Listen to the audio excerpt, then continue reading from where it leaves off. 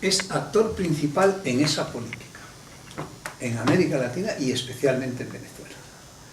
Y lo hace en todos esos órdenes que hemos hablado. El Estado español contribuyó directamente al golpe de Estado de 2002.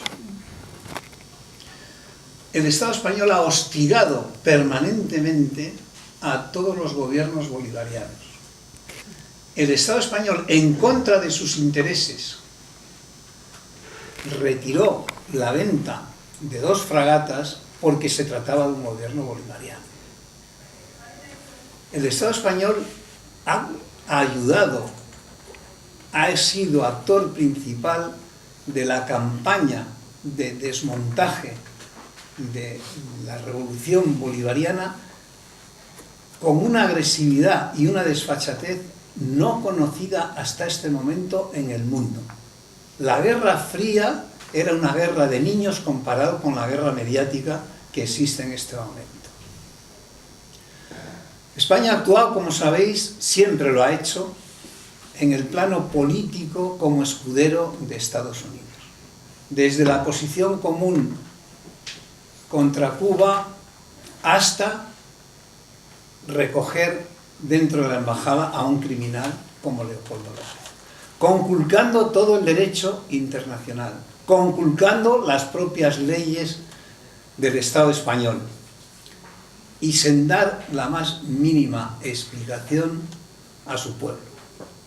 La política exterior de España está en manos de Estados Unidos y no tiene nada que ver ni se pone a discusión en ningún foro público.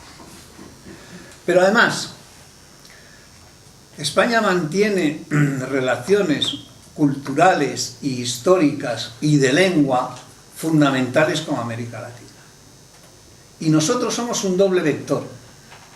Hacia América Latina trasladamos toda la ideología norteamericana a través de libros de texto, medios de comunicación, distribución de libros, etcétera, etcétera, sino que además también actuamos de vector sobre Europa, trasladando los intereses de Estados Unidos al interior de Europa a través de España.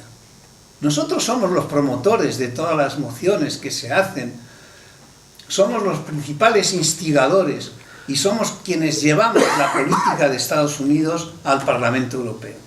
Ese es el papel que tiene el Estado español. Eso es lo que estamos haciendo cada día. Y lo hacemos en el marco que se ha planteado esta mañana al pie.